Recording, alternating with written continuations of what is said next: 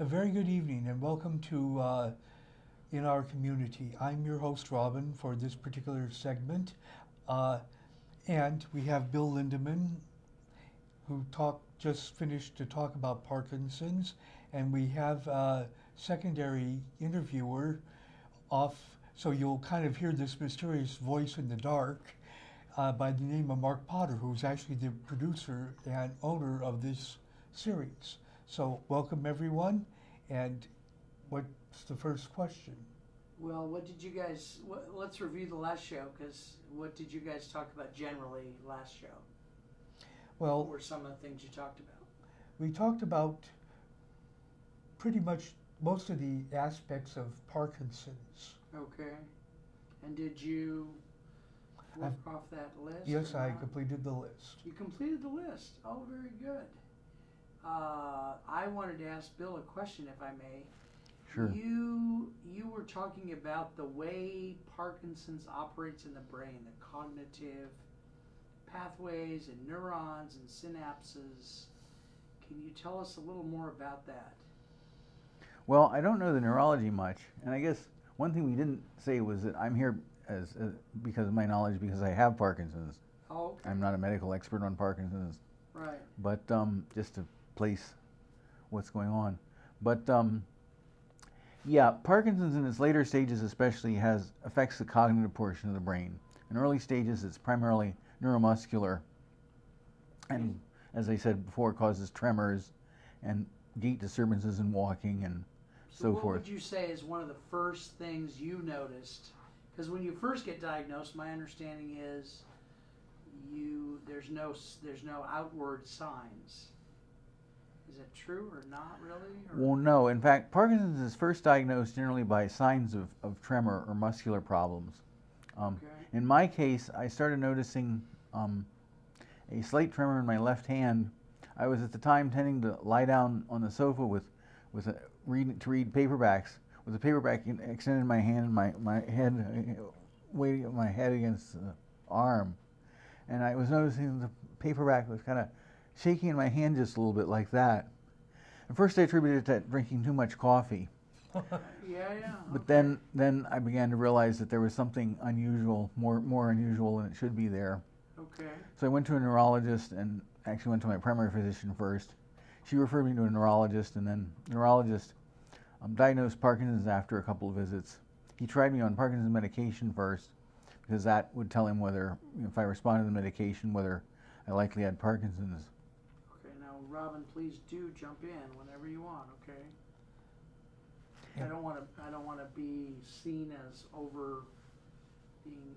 We're just, Well, like I said, I'm honestly listening to the answers and trying to evaluate what would the next best question be. Yeah. So did the medication that they tried help at all at first? Yeah, he put me on, it's called Cinemed. It's the carbidopa plus levodopa combination. The gold standard for treating Parkinson's, the original standard. Mm-hmm. He put me on that for 4 days, and then had me come in at the end of the 4 days, and I was definitely better. Of course, I had very few symptoms then for him to see. Yeah. And he continued to treat me for, I think it was a few years, a couple of years maybe. And then he referred me to the Parkinson's Institute in Sunnyvale here. Oh, really? Okay. I've heard of it. Yes, which is a wonderful resource that we have in the valley. Yeah. You don't find Parkinson's treatment centers, just in anywhere in the country. Right. And as my first neurologist put it, he is a general neurologist. He treats all sorts of neurological problems. Whereas at the Parkinson's Institute, they do Parkinson's all day, every day. Right. Exactly. And so that he felt was the best continuing treatment for me. Okay. Well, I find it interesting because in the fact that, there's a very valuable center here in Sunnyvale, or well, actually we're in Mount View, but there's a very valuable center in Sunnyvale, and yet I don't know who or if anyone knows about it, except for people that are suspecting a problem and going to see their general practitioner. Well, yeah, certainly there are a number of medical specialty facilities all around the valley and the country for different conditions you don't really become aware of unless you touch on that condition if a family member or yourself has it or receives treatment for it.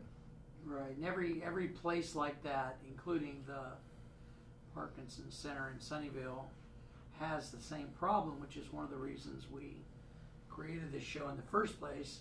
A lot of these nonprofits do not have the money to tell the public that they exist or that what their services are. Well, I have a friend at church that's an active volunteer at the Sunnyvale Parkinsons Center, and they are quite active in trying to get the word out. well, see, the thing is, there's a few centers in Sunnyvale, but the only clue I have is if I'm coming down the street and I happen to see the sign Correct. on the building. Correct. Now, Bill, I wanted to ask you something else that's maybe a different slant on this thing. Mm-hmm. How many? I want to kind of explore what it feels like. You know, what happens in your life. So, how many years have you had Parkinson's? How did you feel when you first realized you were getting it? What were your, if I may, and please decline to answer questions that are No, go ahead. too personal or something. What were your thoughts? What were your emotions? How did you go to see a therapist and say, hey, I've got this new event in my life that's going to change my life? Or how did that kind of start? How did it begin when you realized, okay, now I have a life with Parkinson's in it instead of not Parkinson's? Well, at first I didn't, I guess I didn't really delve into it or look into it in detail. So I didn't know what range of symptoms I would face down the road. I just knew that I had this tremor in one hand. And as it progressed, I guess I began to realize more that it would be more encompassing. It progressed first to my right hand. I developed a tremor in my right hand. And oddly enough, so first I had the tremor in the left hand, and that caused me to have problems with things like carrying a full glass of water. I couldn't do that with the left hand, but could do it with the right hand. As it progressed, oddly enough, the right hand became tremulous, and with the left hand I could carry a glass of water, and it remains to this day that my left hand is a little bit better at having me carry a full glass of water, although I experience very little tremor in either hand with the treatment I'm getting now. So I saw, progress like that, and so I began to realize that it would be progressive, and it would spread, and it spread to I had foot tremor and leg tremor, which developed. Okay, now I've heard some people do exercises, like there's been both story. I have several friends who have Parkinson's, which is one of the reasons we're doing these various shows. I have a couple of friends that will go to the gym, or they'll see a certain kind of physical therapist who will have them do, I think my friend Doug said it's repetitive motion exercises. Are you in a program like that as well, or? Yes, I have a personal trainer that works out with me on a regular basis to do some of the neurological exercises. And I have to say that helps somewhat. It doesn't, alleviate all the symptoms. It does help keep me mobile and in motion. Okay. Do you feel like that you've had to make adjustments in your lifestyle, or your friends? How do you feel your friends have reacted over the years? They've mostly been supportive. In fact, as my walking gets worse, I'm discovering how many kind and concerned people there are who will hold the door for me and offer to help when I'm out in public. Which actually, I found that concentrating too much on trying to move and feeling real or merely imaginary perceived pressure to move is counterproductive. Yeah, it can. And Robin, please jump in. Don't let me. Well, the thing is, let's go back just a bit. I imagine when he first said, we're going to try something, and then he confirmed that it appears that you did have Parkinson's, I imagine that was quite devastational. Well, as I say, I guess maybe I didn't have enough imagination to picture what the situation would be down the road, but I kind of took it in stride as, this is something that is going to have an effect. If I visualized the full course to where I am today, it would have been more devastating. But now that touches on something which I was going to mention in the previous show, which is Parkinson's is not a fatal condition. That is, one doesn't die of Parkinson's, one dies with Parkinson's, as one patient said on a forum that I was reading. In that, basically, you know, it's not going to be the cause of your demise, but it's going to affect your life, you know, while you're getting there. Now, would it, some diseases, like I had a dear friend who had diabetes, and part of her passing was renal failure that was complicated by the diabetes.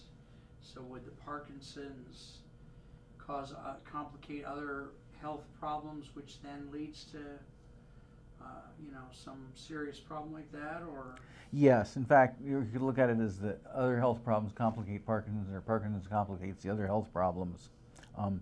Falls are a problem with Parkinson's patients.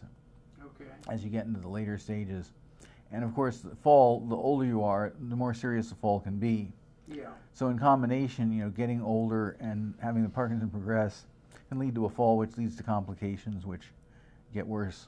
Okay, now let's look at the, I've known you a long time. Robin and I both, we all hang out here at KMVT. You are a highly accomplished person. I think a couple years ago you got an award from the station, right? Right. What, tell us about that award. Oh, a Lifetime Achievement Award for the Okay, and 13 or so years I'd spent volunteering here. okay, so even though you've had this Parkinson's for X number of years, 20 years since my diagnosis. you're a highly accomplished person who does lots of things, produces shows, directs shows, advises. You've worked on my show as a senior volunteer for 16 years maybe, or something, some X number of years. So we know that a person with Parkinson's, and put it in your own words, don't, you know, can live a very accomplished, successful, happy life. Would you say that's, how was your perception of your life and what you wanted to do? And Yes, I mean, part of it was, you know, choices like, I said in the previous program that I was asked whether it would be more important to me to retain the ability to walk or to not have tremor. And I unhesitatingly picked no tremor because that would allow me to operate a computer. So I could do things that I'm, you know, gotten used to doing and volunteering here, like editing video and producing effects and so forth. And that has allowed me to continue with most of my activities, although field production with the video camera and field taping in the field is something I no longer do because the walking makes it too unstable and uncertain to carry cameras around and position them and so forth. okay, Robin, questions? I imagine that, I know you had to give up things. I heard one time you were talking with Tom Clark, I think it was. You had a pilot's license. I'm assuming it got to a point where you had to give up that pilot's license. Yes, certainly when I got on the Parkinson's medication, I wouldn't have been able to get my medical renewed. So I know this is secondary to topic of Parkinson's, but when you're a pilot, you have both a license and a medical, which you have to keep current with. In the case of private pilots, every 2 years, you have to see a doctor and have a thorough checkup, which is specified by the FAA. So in fact, I still have a pilot's license, but I can't exercise the privileges because I couldn't get a current medical. Okay, okay. What would you say to other people that are maybe just discovering that they have Parkinson's? Would you have some words of wisdom for them, or what would you say to people who are just discovering that? Well, first of all, treatments have improved since I've been diagnosed. I mean, they didn't have the DBS implant surgery, or at least it wasn't out of the experimental stage when I was first diagnosed. And that's been a major factor in allowing me to continue my activities. So you can always look for breakthroughs around the corner, and the treatments that are available now go a long way towards ameliorating the symptoms, basically reducing the symptoms enough that you can, you know, participate in many activities that otherwise with untreated Parkinson's you wouldn't be able to. Okay, and my perception of you is there's no, your brain works just as well as it used to. I've had several people, when we've talked about you and you're not there, people refer to you as a genius, and I've had more than one person say that. It seems to me that the Parkinson's does not impact your intellectual prowess. So far, it's had minimal impact. I find my memory is getting worse, but then again, that happens with age too. I was going to say. Yeah. Yes. We're all guilty of that. That's right. It really does.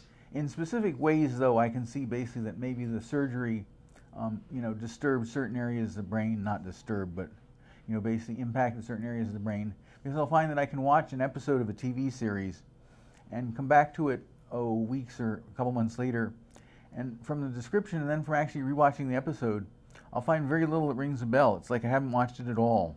Okay. So that is much worse than my memory was, before.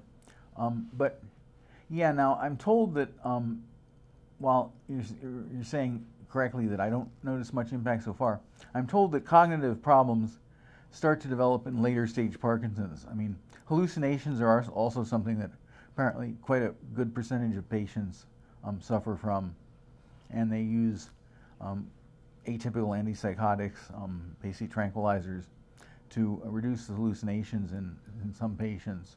Okay, so even though you have Parkinson's, we know that as a fact, you're leading a productive, full life. That's my perception of it. Robin, you have some things to add here? Because I see him regularly doing what you said. We always hang out together. We all hang out together and do things, and I'm always calling you on the phone asking you for advice about editing or a show or something we're going to do on the show. So you've always helped us on our show for decades. Right. And like I said, I see him regularly directing or technical directing shows, audio. He's quite a regular here, so it's not if it were affecting that, we would notice. Yep. And you check in with your doctor about how often, would you say? Every 2 months. Okay, so it's not like you're in there every couple of weeks or something. And yeah, he spends better part of an hour with me. He tunes up the settings on the neural stimulator, and he occasionally tweaks my medication regime. Like he added a new drug back that I'd been taking years ago. He added it back this last year, and that's supposed to help my walking. One thing about the development of the symptoms I was going to say is, as far as I've been so far, the changes are slow. So luckily I've had kind of the ability to adjust. I walk a little less stably every month or whatever, so I can compensate by being a little more careful or, using my cane a little bit more strategically. Right. It's not like I wake up, so far, not like I've woken up one morning and suddenly I couldn't walk at all or something like that. Yeah, okay. So that's helped in adjusting to it and finding ways around the symptoms. Okay, now are you in an active Parkinson's group, a support group, where you all talk about your situation, or? My doctor signed me up for an online, or insisted that I sign up for an online support group, and I've used that a bit. I haven't really gotten into the highly active part of the community. Okay. So yeah, so I don't have a lot more questions, but I want to give the audience a perception of what it might be like, and I'm trying to highlight the positive parts of it, if that can be said that way. I hope it can. Well, I think the positive fact is he's dealing with it and appears to be dealing with it very well. Right. I mean, right. Because I've seen people that, unfortunately, it wasn't going anywhere near as well as Bill's been able to do. Yeah. Now, there are people that have different situations, like everything. Well, if I were more reticent, more sensitive to perception of incapacity in public, I probably would be less active. I mean, there's certainly people I've heard of say, they have a relative or father-in-law or whatever who just sits at home and watches the TV and won't go out.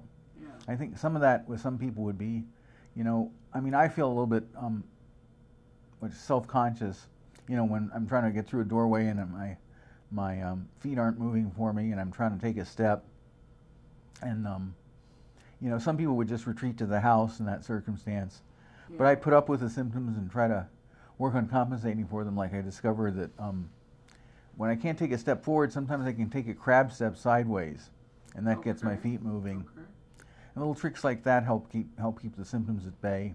Okay. Now, is there something you can see the people around you could do, or even could you articulate a little bit how you think the people around you are being of assistance? Because the viewers watching this, the person watching this might be someone whose husband or wife has Parkinson's, and they're wondering, well, how can I be the most supportive?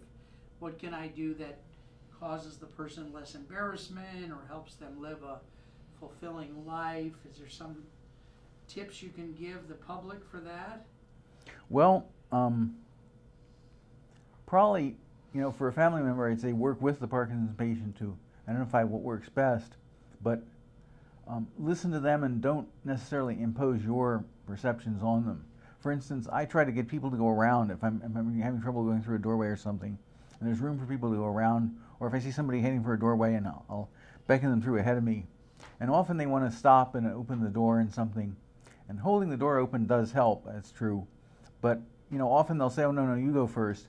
And that just puts me in the position of being more conscious of the fact that, somebody's waiting for me. And even if they're very patient, that knowledge, affects my brain and therefore affects my ability to deal with the walking.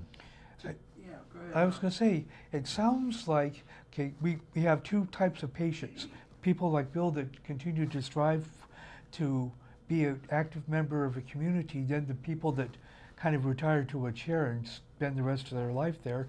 I think we're starting to talk in terms of personal drive and personality, Yeah. and personal perseverance.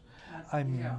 And what I hear Bill saying, if I'm interpreting it correctly, is that we want the supportive family members around the person to actually listen instead of imposing their perception of what should be done. Well, also the thing I look at, before you consider retiring to a chair for the rest of your life, and eventually that may or may not be unavoidable. That might be necessary. Yeah. But if you can continue to strive to be active, it's like my mom's 96. There's very little she can do. Yeah. But what she can do, she does try to do. Right. And at 96, a person doesn't win this award that Bill won, and I purposely, however embarrassing it might be, I pointed out because it's a sign of accomplishment of all the producers here.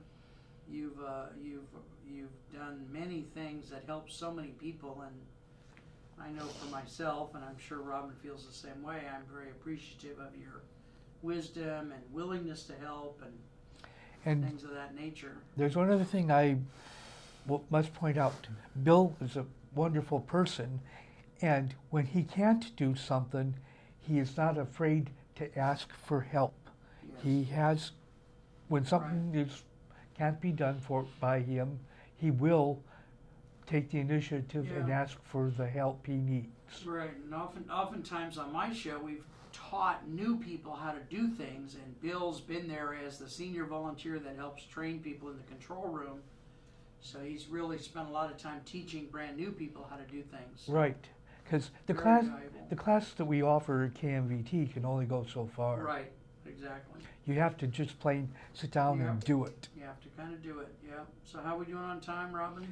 We're probably down to about 2 minutes. And you're the honcho here, Robin, so tell us when to shut up.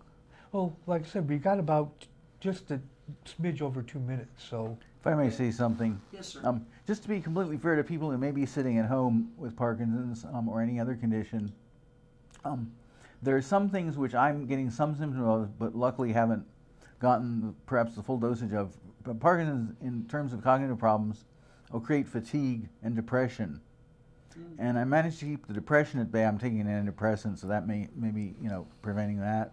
But also the fatigue is something I mean, I'll, you know, go home and plop in the chair and just vegetate for a while because I'm fatigued, and or just do that and not come out for the day. So, you know, if somebody is suffering from more fatigue, that may be a problem. And I guess try to fight the fatigue by getting going when I have to, but then giving myself a chance to rest when I need it. Right. Sounds like part of what you're saying is not all of it is listen for the Parkinson's patient to listen to their own body, if you will, and what messages the human body is giving them. Does that sound right, or am I misinterpreting? Yes, basically give yourself the space to cope with your symptoms, which is why, like, you know, like I said, somebody's going through the door ahead of me, or meeting at the door, and, you know, they say go ahead, I say no, you go ahead, because that basically gives me more space, because I don't feel I have to, you know, get through the door to get this other person through. I let them go ahead of me, and that just, you know, gives me more space to compensate. Well, it looks like we are out of time for the second part of a two-part series. I wish to thank you all for watching In Our Community. Producer Mark Potter and our guest Bill Lindemann. I do thank you for watching. Best wishes all, and have a very good night.